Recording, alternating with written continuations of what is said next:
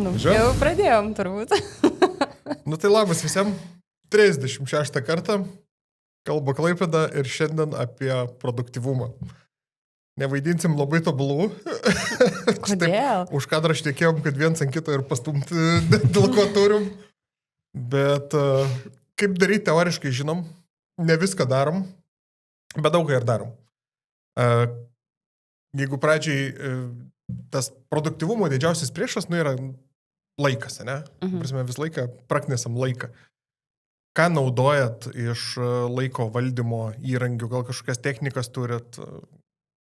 Žodžiu, kaip menedžinat, kad nebūtų, visą dieną prabėgo.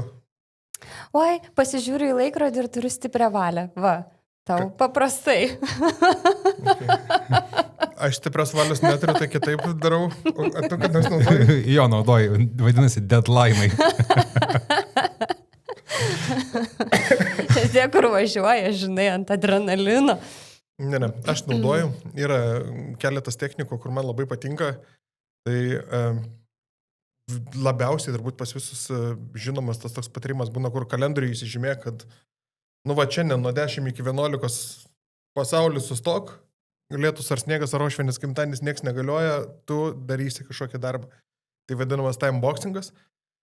Šiaip fainiai, užsižymė, nieks tavęs nekviečiu jokius mitus, ten taip toliau, tai tu daugiau mažiau. Bet tai, kai užsižymė, notificationai krenta, e-mailo ar ten, nežinau. Dėl notification yra kitas dalykas. Windowsuose tu gali paspauskit startą, parašykit focus ir bus focus settings. Ten galima pasidaryti vadinamą tą Pomodoro techniką, kur labai dažnai naudojama.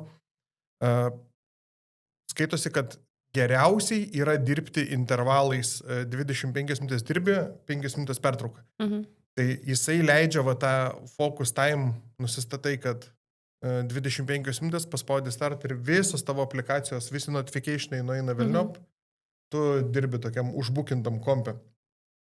Tai tas labai padeda. Ir tada prieina kolega iš Naugaros ir sveikas. Aš tik paklausiu. Šiek čia greitai. Čia greitai. Ir vieną klausimėlį. Žinai. Ir tada prasideda tas toks šokinėjimas tarp užduočių. Jo, dar yra ta vadinama iš ryto geriausiai taikyti. Yra tokia paprasta labai technika. Jeigu darbą gali padaryti per 2 minutės, daryk dabar. O ne užsirašinėk, planuok, nes vien tų darbų susirašymas ir susidėliojimas, kada tu juos darysi, užtruks ilgiau negu pats darbas. Aš esu matęs vienas, kiek jie planavo eventą, kaip penktadienį kažkur varys ir apie tai šnekėjo 2 savaitės po, nežinau, valandą per dieną. Prasme, eventas trumpiau gerokai užtruko negu... Ar buvo verta, žinai? Ir kitas yra Eat That Frog, kad nemėgstamą darbą daryk pirmą. Atėjai iš ryto, žinai, kad šiandien reikės padaryti 5 darbus. Ta, kurio labiausiai nekėdė, pasimk pirmą iškart padarysi. Bet čia gal galioja tiem, kurie yra tie rytiniai žmonės, nes yra ir vakariniai žmonės, pelėdos, kurie... Ar čia priklauso nuo darbingumo, tavo darbingumo lygio, ta varlės valgymas? Labai gerai dabar prie jį. Jeigu tu pasidarai mini sąrašiuką, žinai, kad čia turi padaryti darbus ir išlikščiausia, tu pasilieki. Aš čia esu vakarinis žmogus. Nieko tu ne vakarinis. Aš nesu vakarinis, aš tikrai nesu, bet... Bet visi tie, kurie galvojat, kad esat vakariniai, jūs ne vakariniai, jūs tiesiog atidėliojat. Atidėliotojai, ne? Tai aš tai nemeluoju savo ir tai yra atidėliojimas turėtų vadinti tinginystę. Niekaip kitaip. Šiaip apie atidėliojimą kalbama taip, kad ten yra labiau netinginystė, o baimė. Baimė susidurti su emocija, kurią sukelia tas darbas ar veikla, kurią tu nenori tuo metu užsiimti. Visą atidėlioji. Tai tas toks koks nerimo vengimas. Nes, bijai failo, ne? Kad nesigaus. Ar failo bijai, ar dar kažkas. Mačiau. Žiūrėjau vieną gerą TED-talką šitą temą.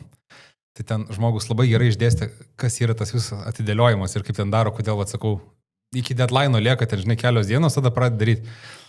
Žmogus, visi žmonės realiai be išimties turi savo smegenyse tą 2 žmonės. Vienas yra žmogus, tai yra tas, kuris, racionalus mąstymas, Nu, šalia yra nežmogus, maža beždžionė, kuriai reikia linksmą, greitą, lengvą ir dabar. Ir ta beždžionė dažniausiai būna, nu, žinai, perima iš tavęs tą vairą. Bet kai tu ateini prie to deadline'o, ta beždžionė bijo vieno dalyko - panikos. Kai esi šalia deadline'o, už tai užvaldo panika, beždžionė parbėga, tada tu jau vairą perimi. Geras. Ir čia vienintelis tas dalykas, kas tave, nu, stumia padaryti tą dalyką. Tai va, kodėl reikėtų vis laik deadline'ų. Jeigu nėra deadline'ų, tada beždžionė vis laik ir vairuos. Jo, iš tikrųjų, ta auksinė taisyklė darbė, jeigu yra užduotis ir jinai neturi termino ir atsakingo žmogaus, jeigu, žinai, būna atsakingas visas skyrius, nieks neatsakingas. Taip. Nieks nepadarys. Nu, tada, kada galėsit, kaip spėsit, ne. Arba turėjau neseniai darbę, vienas kolega kreipėsi ir man čia reikia funkcijos. Tai gerai, sakau, sustingom, pašnekėti reikia. Tai gerai, galėčiau skirti laiko sausio mėnesį. Nei tau jas reikia, nei ką, jeigu tu už 3 mėnesių gali tik tai susitikti apie tai pakalbėti. Jo. Tai tas toks... Nu, bet gerai, užimtas žmogus, bet ar užimtumas yra lygų Bet produktyvumui? užimtumas netrukdo kitą kolegą patrukdyti ir sakyti, man reikia funkcijos, apie kurią aš galėsiu pašnekėti po 3 mėnesių. Tai tik po 3 mėnesių. Taip, bet vat ką aš noriu pasakyti, kad užimtumas yra nelygų produktyvumui. Oh, yeah. Ir labai dažnai žmonės tą supainioja. Prisibukinai kalendorių eventų, visko prisidėlioja ir atrodo, kad yra nubaisiai užimtas. Nubaisiai, ten jau jokio time sloto nerasi, kur įkišti susitikimo ar pakalbėti ar kažką. Bet tai absoliučiai nereiškia, kad jis yra produktyvus. Nes buvo nustatyta, aišku, mosklininkai nustatė, kad vidutiniškai tik 2 valandas 48 minutės per dieną žmogus yra toks jau mega produktyvus. Bet kiti taip tą laiką planuoja. Žinai, iš ko aš galiu ten tos susitikimų dievaičius atpažinti? Outlookas. Žmogo atidarytas? Ar inboxas, kur laiškai yra, ar mail skiltis, ar kalendorius? Žinau keletą vadovų, kur mailų skiltis net netidaryta, yra kalendorius. Pas jį visi darbai, smulkmenas jam neįdomu, jis susidėlioja darbus ant kalendoriaus, ten pat ir mytai ir viskas yra kalendoriui. Tas kaip planuoklis, ne? Tai va, o šiaip dar vienas toks fun factas, kad užimtumas, business yra kilęs iš senojo anglų kalbos žodžio bisignis, reiškiančio nerimą. Tai iš principo istoriškai užsijėmė žmogus, buvo neveiklus žmogus, tiesiog toks susinervinęs, nerimaujantis ir toks, iški panikuojantis, taip gal galima pasakyti. Bet tipo nieko normaliai ir nepadarintis. Tai taip, nes, realiai, jeigu tu esi produktyvus nepilnai 3 valandas grynas per dieną, tai ką tu visą tą kitą laiką darai? Tai atsakinėjai kažkokias žinutės, pildai tą savo kalendoriuką, kažką kažkur dėlioji, stumdai, ne tai, kad strateguoji, bet tiesiog užduotis permetinė į vieną pusę, į kitą pusę. Tai čia dar vienas dalykas yra našumas ir produktyvumas, ko skiriasi. Našumas, tai Darius gali atsidaryti savo kalendorių, 400 laiškų per dieną praeiti, viskas, bet produktyvumas, kas yra, tai kad, gal geriau atsakyti, apsimoka, tu 10 laiškų ir, žinai, kažkokį link savo tikslą, tai ne, kad, atsakai, bet ar tu link tikslo pajudėjai atsakys tas 400 laiškų? Šiandien parašiau 100 mailų, niekam neįdomu. Niekam neįdomu. Įgyvendini metinį planą, kokį nors, ne? Jo. O laiko biudžetą turit?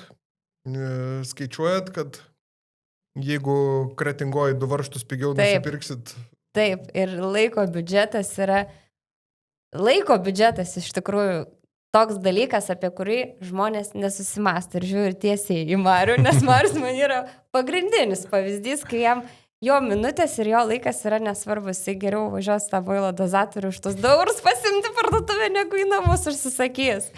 Turim tai. Kiek tau kainuoja nuvažiavimas? Team Marius visiškai. Žmonės, jūs plembačkai, kaip vis nesuprantat, aš negaliu. Aš nuvažiuoju į Ikea, sakau, man 2 spintas. Sako, gerai, iš sandėlio pasimsit ar namo jums atvežti? Ne. Aš pats pasimsiu, užsinešiu. Užtrunkė pusę dienos ir 3 mėnesius stuburo reabilitacijos, bet aš Žiūrėk, pats... nereikia su kurjeriais dilinti. Tu patirties su kurjeriais irgi turi. Viskas su jais yra puikiai. Žinai, Kol į tvorą neįvažiuoja, tau puikiai. jo. Ten tavo problemos. Kažkaip Mariu nuvertą tvorą, kuris. Yra tokia teorija, kad tas atidėliojimas tuo pačiu yra ir kūrybos variklis. Kaip Marius sakė, artėja deadline'as, čia reikia kažką padaryti, žinai. Ir tada tas tave, skatina, jeigu tau kažką reikia sukurti, žinai, tai tipo, gimsta. Gimsta kažkas.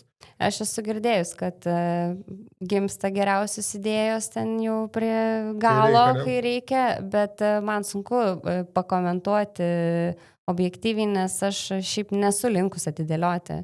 Aš mėgstu pasidaryti iš anksto, nes man patinka čilinti be kažkokio nerimo viduje ir galvoti, kad dar yra kažką pasidaryti, ko aš nepasidariau ir čia mane laikas spaudžia ir taip toliau. Tai aš nemėgstu tempti iki paskutinės, bet žinau, kad idėjos gimsta irgi fiks. O naudojate jajų savo dienotvarkės dėliojimui? Ne. Nenaudojate? Aš pats kaip jajus. Tai tu ateini ir susirašai kažkur. Kaip tą darot? Kaip planuoja dieną? Vat atėjau šiandien, ką aš veiksiu? Ar su gesintuvu lakstot, ar ant popieriaus rašot, ar į mano mėgstamą notepadą rašot, ar... Dažniausiai būna, tu žinai, kad tą dieną daugmaž veiksi, bet per tą dieną atsiranda dar visokių dalykų. Tai pasilieki tam sloto tiem... Gesinimam kažkokiem. Bet kad tų dalykų daugiausiai ir būna. Būna kažkoks pagrindinis dienos planas, ir... Gerai, o tas pagrindinis dienos planas iš vieno darbo ir dėl to tu jį ir darai, kol nieks nepradeda krist proto. Taip. Supratau, tavo planavimas toks pas tave? Nieko nerašau ant popieriaus, tai arba į kalendorių susimetu, kaip prieš tai minėjai, kad būna, žinai, žmonės susirašo, arba į tą patį notepadą kažką pasižymė. Kas turi darbinę kopilotą, pamėginkit paprašyti jo suplanuoti dieną, tai labai įdomiai paduosit kelis darbus, pasižiūrėsi kalendorių, visai įdomių kampų prilaužo, tai... Būnu. Labas, suplanuok man šiandieną, aš darysiu tą ir tą. Gerai, einam į kitą skiltį. Tai aš tik noriu paklausti. Klaus. Kur daugiausiai praknisat laiko? Kas yra geriausias laiko praknisėjas? Multitaskingas. Nėra tokio dalyko multitaskingas. Ta prasme nėra. Multitaskingas tai yra... kaip jūs įsivaizduojat multitaskingą? Bet tu čia darai vieną darbą. Ne, kaip, žiūrėk, ir tapšnoja, ir suka. Neveikia. Pabandykite, nors vienu metu trint pilvą ir tapšnoti per galvą. Multitaskingas, tai realiai žmogus nesugeba daryti kelių darbų vienu metu. Jisai tiesiog greitai tarp darbų persijungia. Tarp vieno darbo ir tarp kito darbo. Yra išimčių, kada žmonės ten sugeba, nežinau, ten 2 piešinius vienu metu daryti, ne? Bet jisai yra būtų bjaurus. Bet jisai sugeba tai sujungti vieną taską. Ne veltui procesoriai turi kelius ten branduolius, ne? Kad galėtų multitaskinti. Žmogus, negali. Kaip tu sakai, žmogus, tu turi omeny vyras? Žmogus. Tu negali tiesiog 2 darbų daryti, tu tiesiog nuo vieno darbo greit peršoki prie kito, gali grįžti atgal, tu gali kas sekundę šokinėti, gali kas minutę. Bet tai tiesiog tas peršokinėjimas tiesiog. Kaip visas tas gražiai atsivaizduoja, kai tu nusipaišai tai projektą. Pabandykit kada nors pasimti projektukas, 10 užduočių ir visas darot vienu metu. Ir kai tu tai vizualizuoji, tai tiesiog gaunasi, kad visų užduočių, visus rezultatus gausi vėliau. Vietoj to, kad tu jau turėtum 5 užduotis iki to tarpo jau padarytas ir kiti galėtų kitus dalykus daryti, tu tiesiog visų užduočių rezultatą nukeli į kažkada toliau. Ir dažniausiai būna jos nekokybiškai padarytas. Va kaip Marius sakė, moteris vs vyrai, ne? Moteris yra geresnės tame šokinėjime tarp darbų. Vyras, jis yra, jam visą gerą. Jeigu, žinai, dirbu, o žiūrėk, raudonas Ferrari, viskas. Tu peršokai į kitą kontekstą. Pasvyra beždžionė. Tai beždžionė išlenda. Gerai, bet moteris tada vis tiek yra geresnės, daro darbą, bet tuo pačiu girdi viską, kas vyksta aplinkui. Vyras to negali, jisai aukštą bokštą stato. Jisai, jeigu daro, tai jisai nieko negirdi. ir atvirkščiai. Jeigu klauso, tada nepadarysi. Tu gali daryti tokius multitasking, pavyzdžiui, eini mišku, vaikštai, tu vaikštai tiesiog, automatiškai. Ir kvepuoji. O, multitaskingas. Kvepuoji ir klausai muzikos, ne? Tu gali tokius dalykus. Jeigu tu dirbi kažkokį ten su rankom pasikartojantį darbą, tai aišku, tu gali klausyti aplinkui, kas vyksta.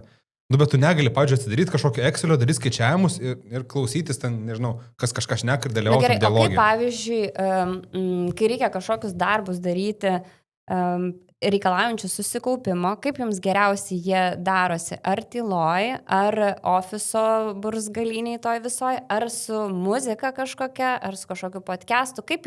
Ką jūs darot, kai reikia tas toksai, kur reikia, dabar bus kažkoks darbas ir man reikia susikaupti. Ką jūs darot? Tiesiog nieko negirdžiu aplinkui.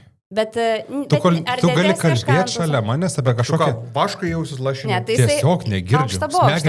Aukštą bokštą statau, užsiblokuoja smegenis ir kol tu nepasakai, Mariau, tol aš nesisuksiu tą. Gerai, tai reiškia, tu moki išjungti. Visiškai moku išjungti. Ką tu darai? Aš muziką. Ausinės įjausis ir... O ką klausai? Kas yra muzika? Yra kažkoks specifinis playlistas, kas tave labiausiai skupti? Foo Fighters Greatest Hits. Darai 3 valandas. Gerai, žinai. Bet jeigu man reiktų klausyti, pavyzdžiui, podcastą ir kažką ir viskas, viso gero. Ne, aš podcastą būsiu girdėjęs, nei darbo padarys. Ja. Kaip nepadaryti 2 darbų? Abudu daryk vienu metu. Taip. Okay. Aš taip, pavyzdžiui, kai turiu irgi kažkokį sunkesnį darbą padaryti, ar net kokį nemėgstamą darbą, kur reikia ten tikrai susikaupimo, tai aš irgi klausausi muzikos, nes man padeda atsiriboti nuo aplinkos, nuo visų tų pašnekesių, šnabždesių, kas ten ką šneka, juokauja, ten apskritai, kas aplinkui vyksta. Ir aš turiu net playlistą pasidarius Work Hard pavadinimu ir ten esu susibetus dariau. Prodigy. O, geras. Tai Prodigy mane veikia labai darbingai, bet kuri daina, bet kas, žodžiu, visas plistas iš eilės eina ir aš labai gerai padariau. Bet čia tada ant steroidų varai, ne? Jo.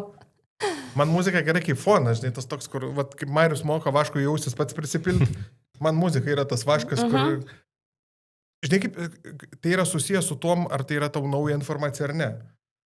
Podcastas, tu kažką išgirsti naujo. Taip, ir tu turi bandyti apdaroti. Tai muzika, aš jau ją girdėjau, tas pačias dainas jau... Milijoną kartų. Aš jas visas mintinai moku. Ten ir tu gali klausyti kaip fono, bet darbas tai yra vienas, į kurį tu turi susikoncentruoti. Bandžiau kažkada podcastą klausyti, čia yra neįmanoma. Jeigu kas mokat, valio, bet aš kažkaip netikiu, kad veikia. Bet baisiausias tai yra context switching, kur, žiūrėk, raudonas Ferraris, žiūrėk, Excelis. Čia mano vyras labiausiai nervuoja šitoje vietoje, kai dirba, kaupęs namie, dirba ir tada kurjeris durešinai.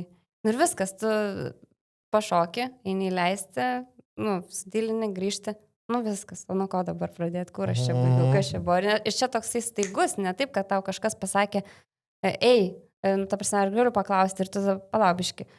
Susižiūri, kur baigiai, sustoji, gali paklausti, šnekam. Bet čia toks, kur jau tuo momentu paskambino, pašokai, nulėkiai ir tada jau turi žiūrėti, kur baigiai.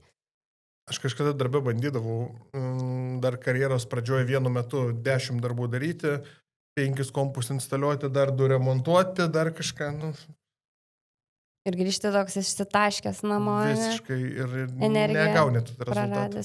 O jūs, kaip jums tas faktas, kad žmogus per dieną gali padaryti 100 sprendimų? Tikit to, netikit? 100 sprendimų. Esat girdėję šitą? Bet žinai, čia ką tu laikysi? Viską, ką rengtis ryte, sprendimas, ką valgyti, bet ne 100 sprendimus. Kažkoks ten pas musgi buvo atvažiavęs, atsimenu, specialistas. Sakė, žmogus ten per dieną padaro ten 16 000 sprendimų. Taip, bet, ką tu vadini sprendimu? Atidaryti duris ar ne? Padaro, 16 000, nes aš buvau girdėjęs, kad 100. Bet gal čia labai... 100. Aš sakau, priklauso nuo to, kad atsistoji nuo kėdės, kurią koją pirmą žengti. Ne, čia nesprendimas. Ne, Mariau, apie tą, kur tu atsistoji prie spintos ir ką šiandien rengsios, arba dienos pietus, tai kur važiuosim mes valgyti šiandien pietų, tu eikvoji savo energiją, suki galvą, darai sprendimą. kuris tau atrodo, toks kaip ir niekinis, bet ir, tu... Neįkvoju, atsistoju prie spintos, yra kelios maikės. Nu, blemba. Dažniausiai tos pačios, trys tokios pačkelnės, 5 tokios pat porų koinės. Neina čia mums normaliai susišnekėti, ar čia tokios vyrai, aš moteris, aš nesuprantu. O ką, jūs taip neturit? Ne, aš iš vakaro susidedu drabužius, kad O nereikėtų. tai parduotuvė nueini, žiūrėk, jeigu randi straglinti. kažkokias geras kelnes arba gerą maikę, nėra, kad balemba pasimsiu 3. Mariu pas moteris, aš taip neveikia, žinai. Ir taip, tu po to prieini prie spintos, ką rengtis, 3 tokias pat maikės, tau nereikia sprendimo priimti. Ok, gerai. Žodžiu, bet long story short, moteris ir vyrai vienodai nemoka multitaskinti. Tik tai... Tik vieni apsimeta, kad vieni moka, apsimeta, kiti ne. kad moka, kiti nemoka. Ir vienintelis dalykas, ką galite su to sukurti, tai yra klaidų ir nuostolių. Tai multitaskinkit kuo daugiau, jeigu norit būti neefektyvus. Gerai, vaikai, pašnekėsim, kas būna, kai bandai būti produktyvus ir pasaulį išgelbėt, bet visas tas vyksta ir pavirsta į sukčiavimą. Aš tai vadinu atvirai, kad čia yra sukčiavimas, žmonės tai, jiems taip neatrodė, bet, žodžiu, yra istorija.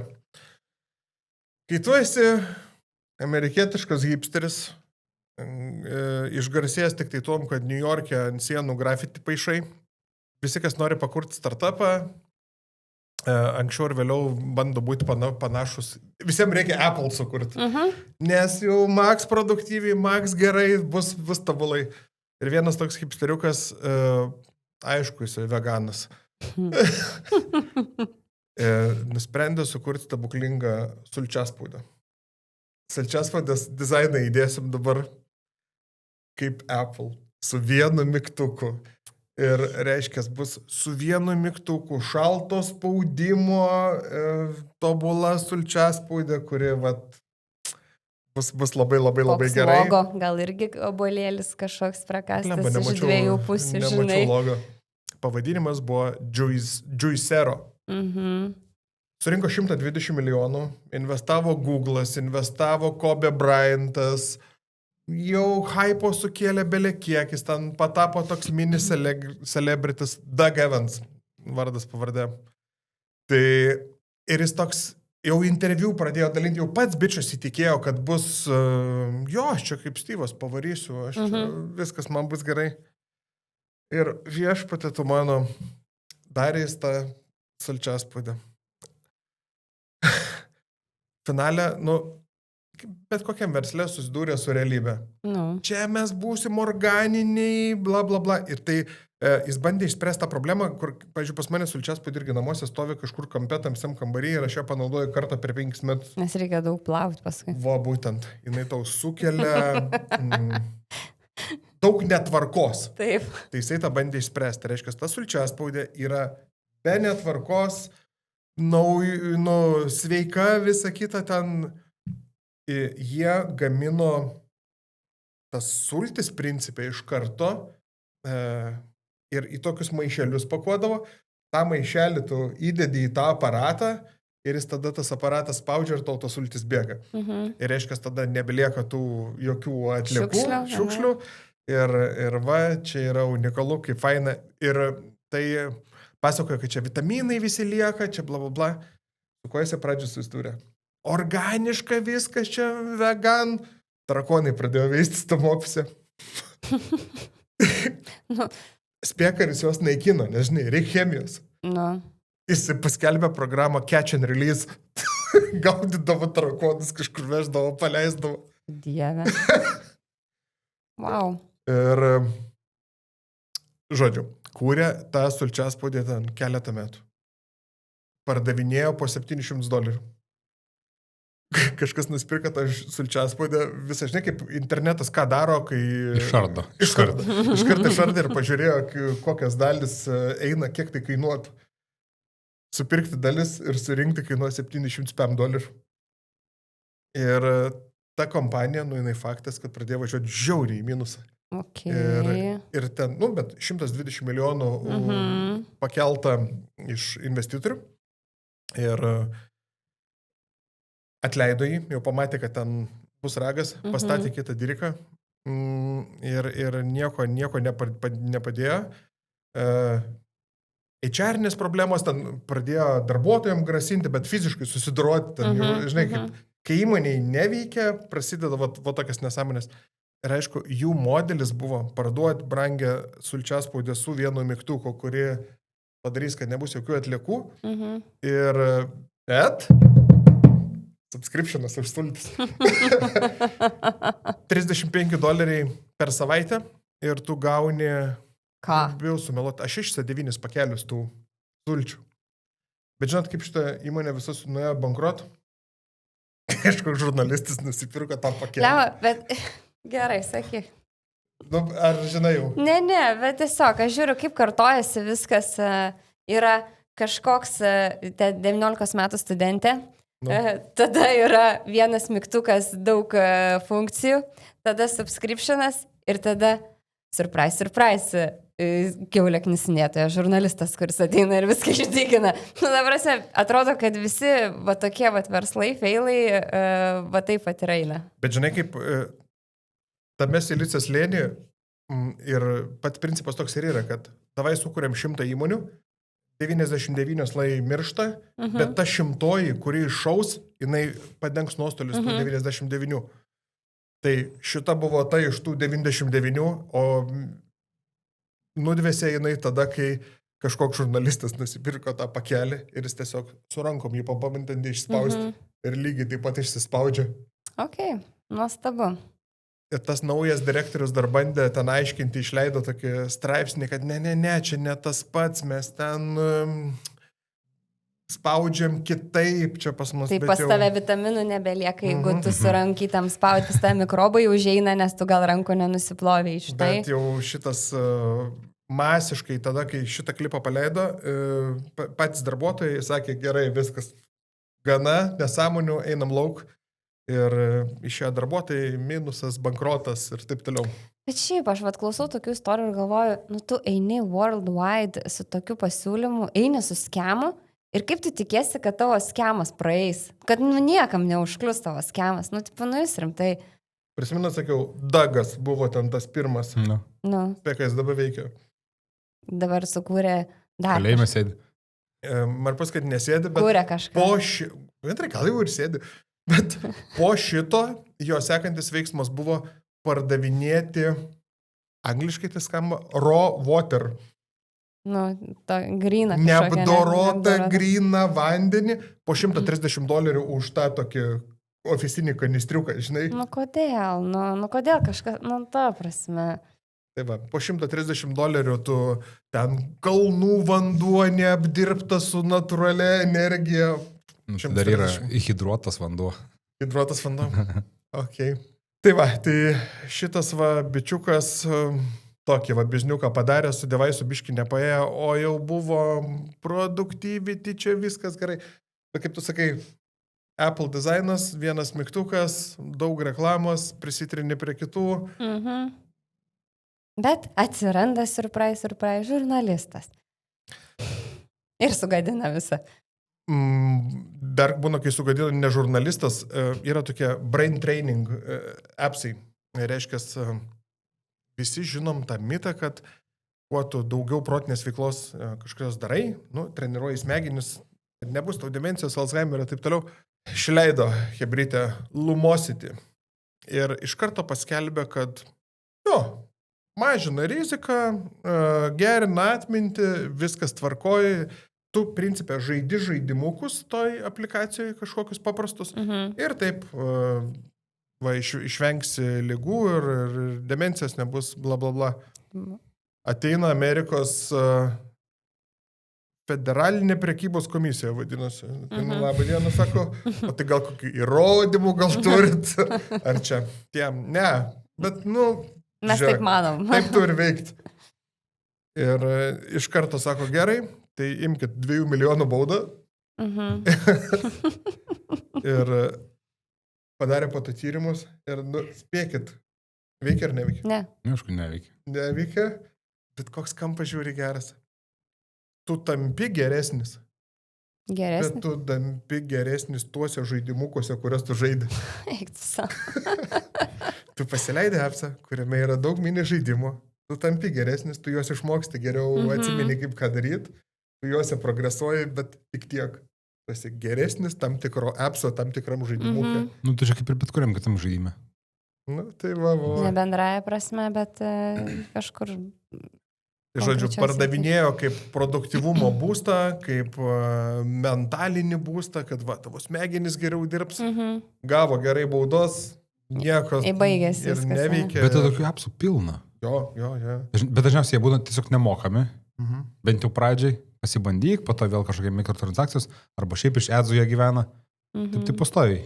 Nu, Darius va turtolis yra, jisai turi YouTube premium, tai nemato, bet pastoviai mėto. Jo. Aš oligarcho gyvenimo gyvenu, turiu YouTube premium. Bet aš tą daugiau nieko neturiu. Jo, tai šokam į kitą rubriką, tai papasakosim apie tos, kur sakai, pradžiai biški viskas free, O paskui patau? biški nebe free. Gerai. Spėkit, kiek appsų vidutiniškai žmogus turi. Kažkada bandėm skaičiuoti. Kokius 70 metų. 100 gal. Vidurys apie 90. Ir naudoji 10. 10 tik tai? Eikta. Reguliariai. Rimtai? Mhm. Aš jau čia daugiau naudoju. Jo. Tai gerai, tai tau... Aš turiu tau sprendimą. Aš tikrai turiu tau sprendimų.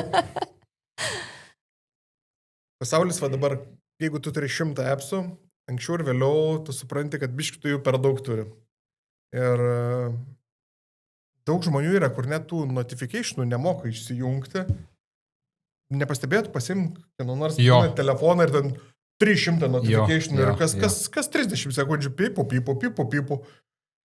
Paukščiukai. Ir žmonės pradeda, žinai, sako, gerai, minimalizmas, kaip visą tą biškį apsiriboti. Ir viskas prasideda nuo, kaip sako, žinai, nori pradėti revoliuciją, nuo pasiklotos lovos pradėk. Kaip atrodo jūsų desktopas? Oi, mano tvarkingas. Tvarkingas. Eilinis folderis. Ne. Man irgi eilinis folderis, bet jame daug šiukšlių.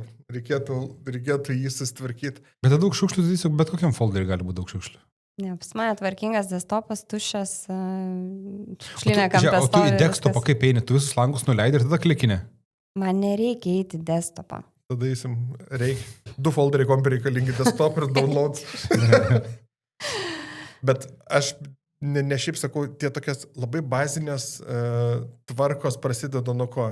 0 laiškų inboxe, inbox zero vadinamas. Taip, check, pas mane yra taip. Team 400 laiškų. Kiek tu turi? Pas tave 0 ar ne? Dienos gale būna 0. Na gerai, jeigu nedarbinį... Aš negaliu tiesiog matyti, kad pas mane dega, šviečia kažkas ten. Gerai, jeigu nedarbinį paštą žiūrėti, o tiesiog pasimtum telefoną ir matytum ten įvairios platformos pokalbių, dar kažkas socialinės. Ar yra žinau, šiandien įkrido 3 laiškai ir aš jų dar nežiūrėjau. Kabo raudoni burbuliukai su neperskaitytais. Ne, praskolinau iš šono. Žinau, kad ten sąskaitos yra, aš kažkada apmokėsiu. Šiaip, vat, ikonos. Rodo, kad 30 neskaitytų. Pas mane ne. Ne, nes mane 3. Trigerina, jeigu yra bent vienas. Tai va. Ne, žiūrėk, pas mane, pavyzdžiui, yra sąskaitos. Nu tai aš nepadarysiu, kad paskaityta jie. Tu nesupranti, ko aš klausiu dabar. Ne, žiūrėk, koks nors, kaip pavyzdys.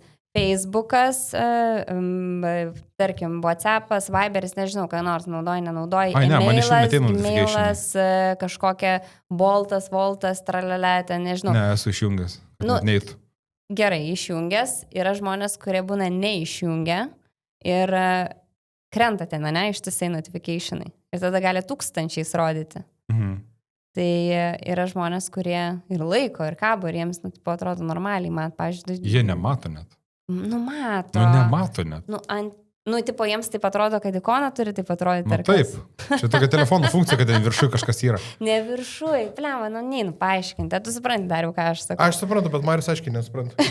Ant ikonos, kur rodo kampę, kiek tau yra neperskaitytų dalykų. Taip atrodo, skaičiukas randam.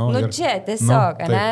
Tai yra žmonių, kurie, turi visur tos skaičiukus. Aš neturiu niekur, nes mane, trigerintų. 9 plius, ne? Taip.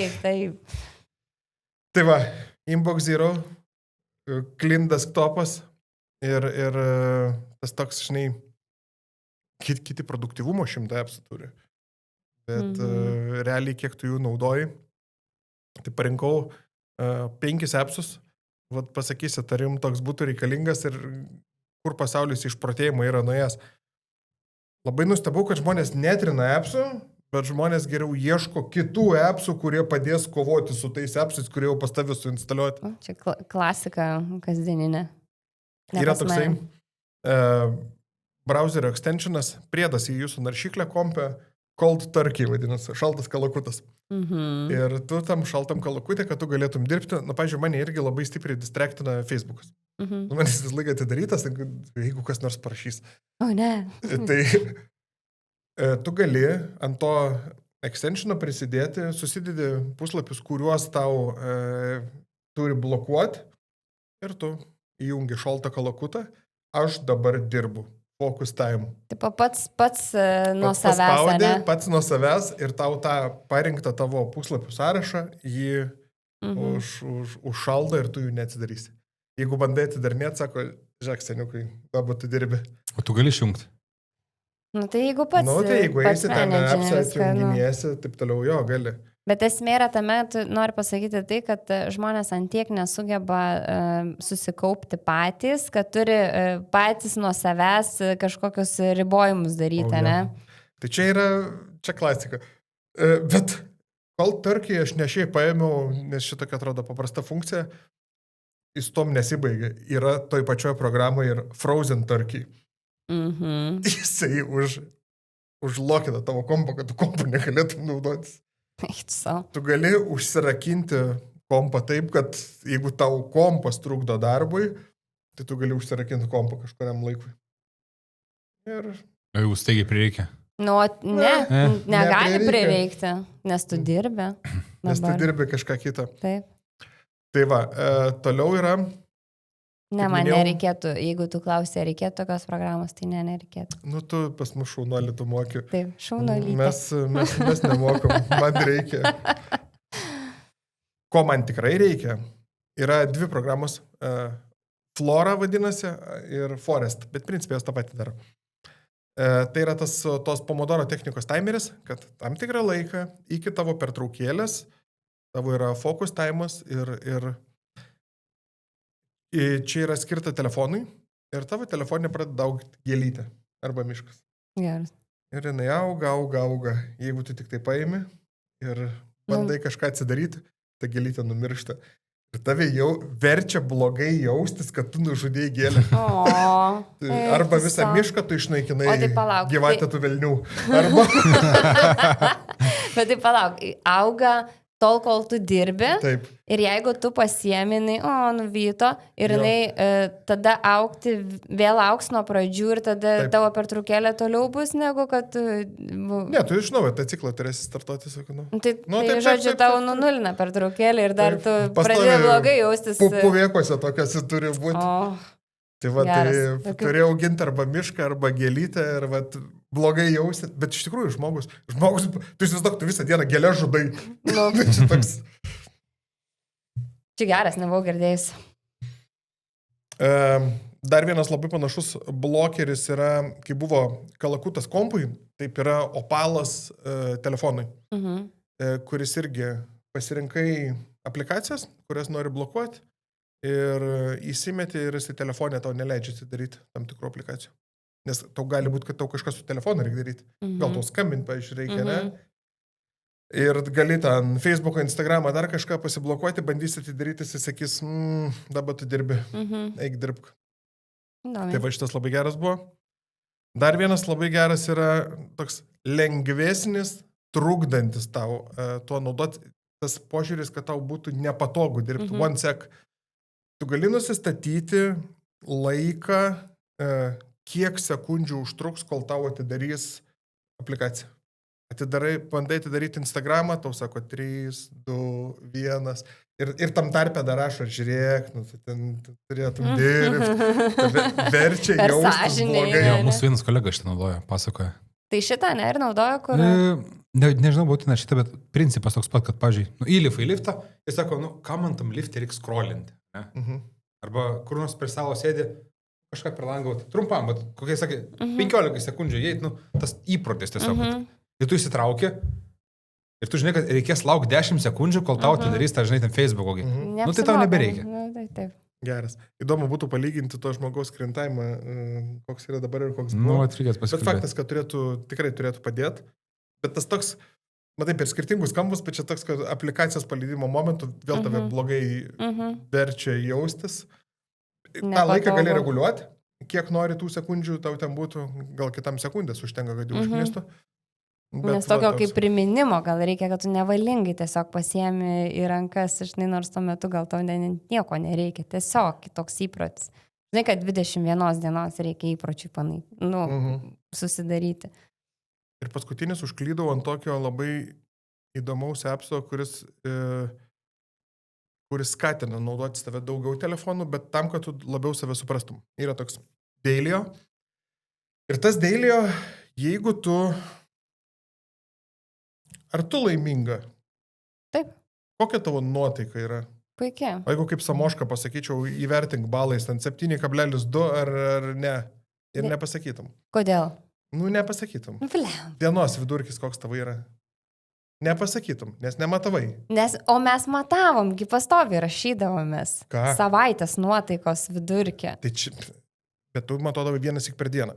Šitas per savaitę.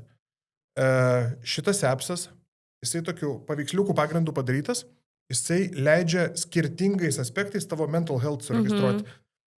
Mental health journaling. Yes. Registruok savo jausmų pasaulio būseną. Įsijungi, how are you feeling today? Veidukai, 5, nuo linksmo iki liūdno. Kas kažkiek laiko jis tavęs paklausia. Kas kažkiek laiko, norėjau klausti. Jo. Ir įvairiais kampais ten. Ne vien tavo nuotaika. Darbingumas, produktyvumas, miegas, visa kita. Ir jis tavęs nuolat laiks nuo laiko paklausinėja. Ir tokį tu ilgesnį matavimų pasidaręs, tu gali pamatyti. Kreivės. Ir labai daug tu pamatysi, kaip per mėnesį, tavo, kaip gyveni, normaliai. Mano nuotaika pastovi 3 iš 10. Diva. Kas negerai. Normaliai, esi vyras. Bet čia geras, nes pasimato, kur tu, žinai, darbingas esi, kur produktyvus, kur ne, kodėl, tam gal tikrų dienos metu. Nepavalgęs. Bet tipo tas appsas, jisai ir... Jis tam ir yra, kad tu paskui iš to galėtum kažkas išvadas daryti. Kaip tu sakai, gal aš 11:30 labai noriu valgyti ir man tas labai trukdo. Gal aš jau 5 vakaro esu baisiai neproduktyvus, nes aš miego labai noriu. Va toks, tau padeda suprasti, kur tie tavo grafike tie didžiausi nukritimai. Geras. Bet kur jie suskiai man labiausiai nepatiko.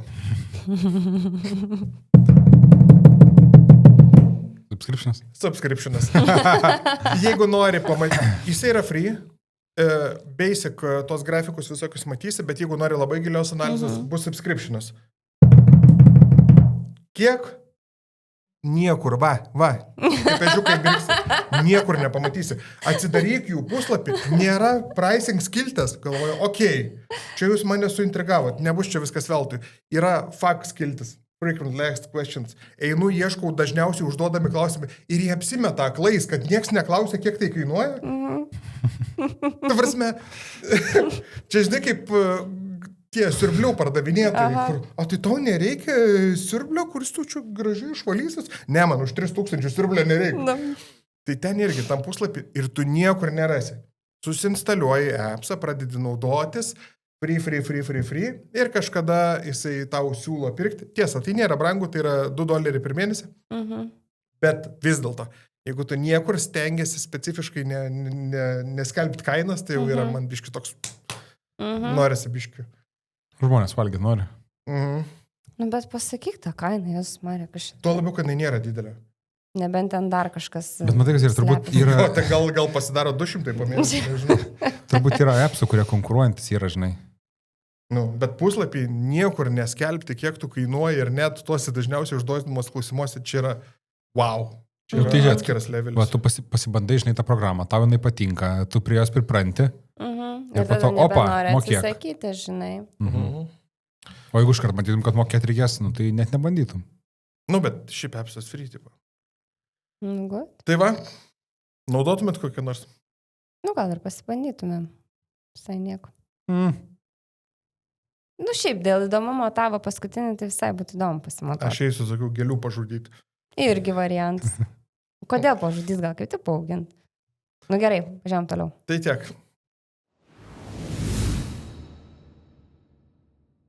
Ar kada nors bandėt suskaičiuoti arba nors įsivaizduojat, kiek laiko sustaupytumėt, jeigu naudotumėte Snapelio klaviatūrą? Ne, nebandėm. Nebandžiau, o tu? Vien klaviatūra. Nu, ne vien klaviatūra, bet tą, ką intuityviai darytum pele, kažkada atradai, kad galima pakeisti kažkokį shortcut. Greičiau tikrai. Nu, ale, Ctrl-C, Ctrl-V, žinai. Jo, ten kitos programos, ypač ten būna buhalterinės, ten pilnai klaviatūra gali. Atsimė, kaip seniau, dose kokiam būdu. O taip. Nu, tai ten viskas, ten pelės nereikdavo. Tai didžiai daliai nebus naujiena, bet kokiu turit pačių tokių, kur jau atsisakyčiau kompų naudotis, jeigu nebūtų to shortcuto. Ctrl-Z. Ctrl-Z. Mano tas Ctrl-Z tai yra atšaukia paskutinį veiksmą.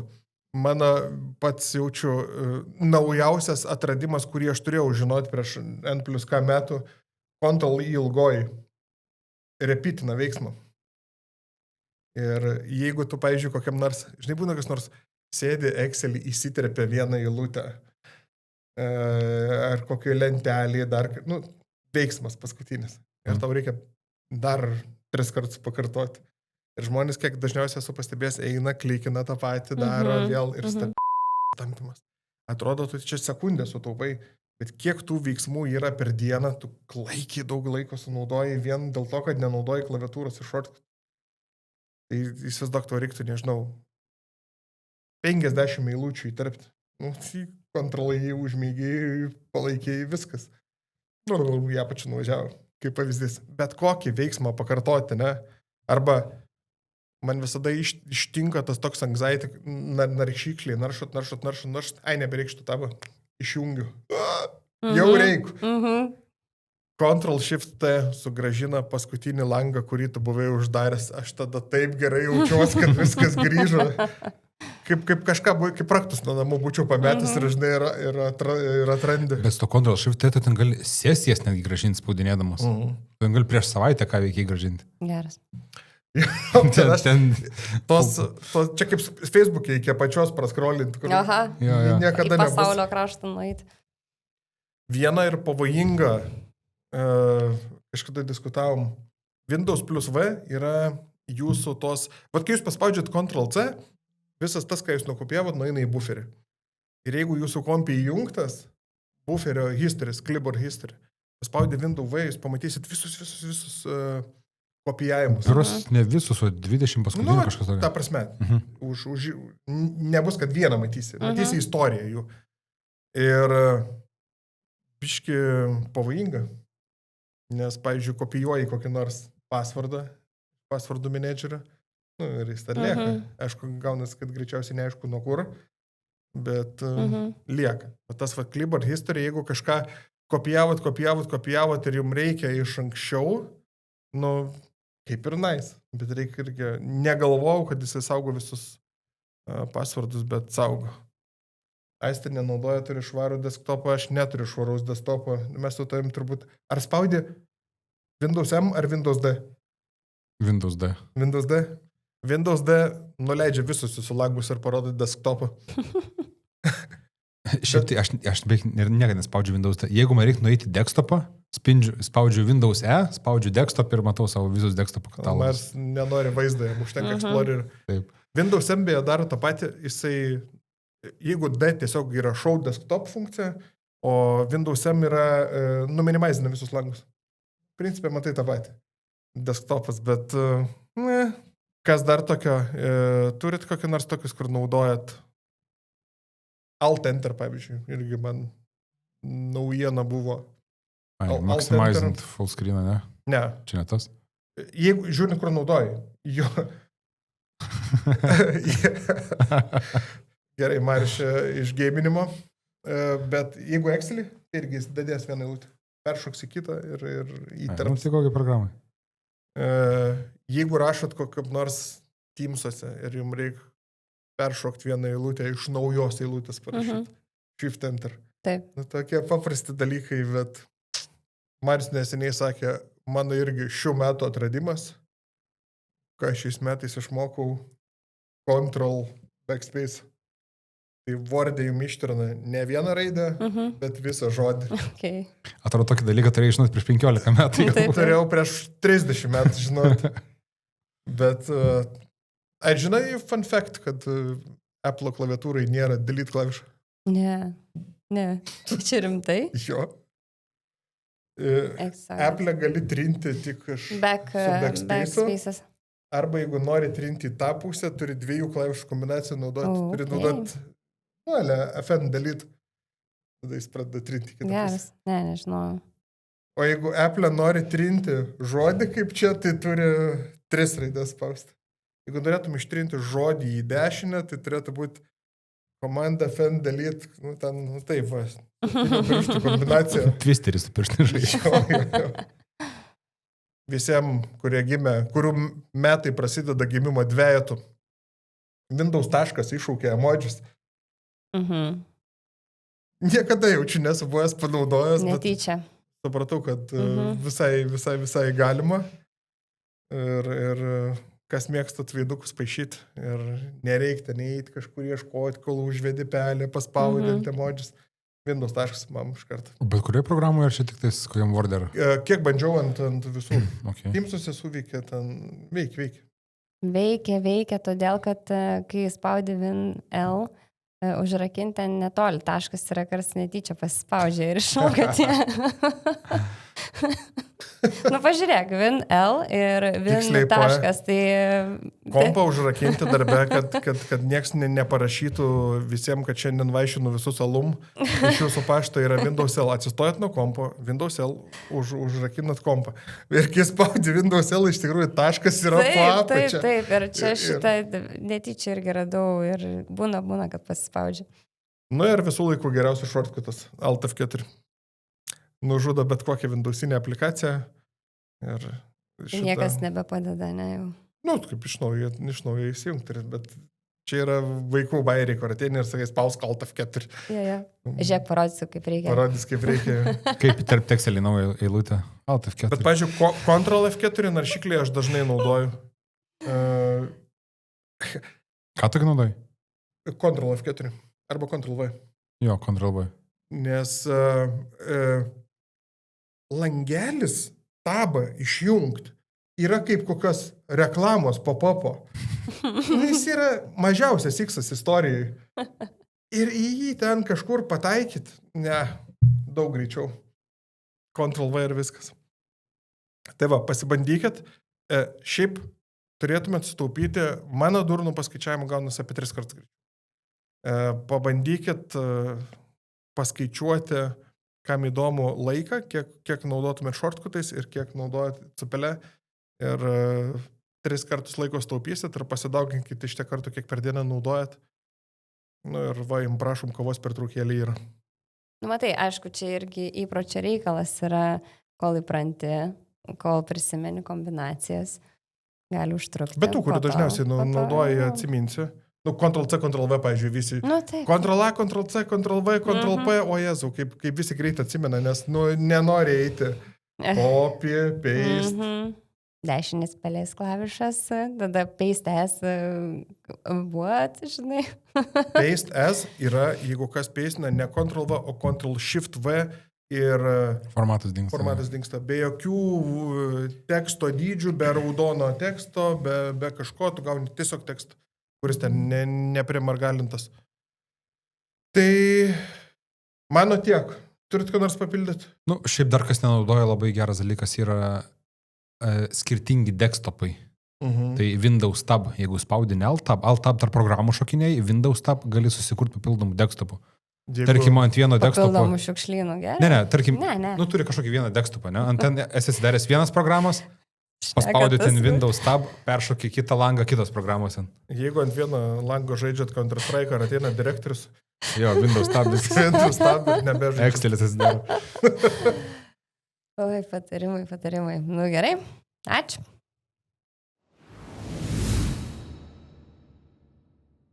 Mėgstat ananasus? Jeigu kas nors jį supjaustų. Žinot, kad ananasui pilnai prinokti reikia nuo 1,5 iki 2 metų. Ne. Čia jeigu be chemijos. Eik tu savo. Tiesiog tiek. Eik, tu savo geras. Tai ką, jūs 2 metus. Wow. Čia jums neboliukas. Ne. Aš tik žinau, kad ananasas tave ėda. Taip. Ananasas, kivis ir dar kažkas, ne? Nu, dar tai daug kažko. Jau nusikalbėti. Žodžiu. Geriau nekalbėkim, ne? Pakalbėjom. Sakyk, ką turi pasakyti. Ai, like, share and subscribe. Ate.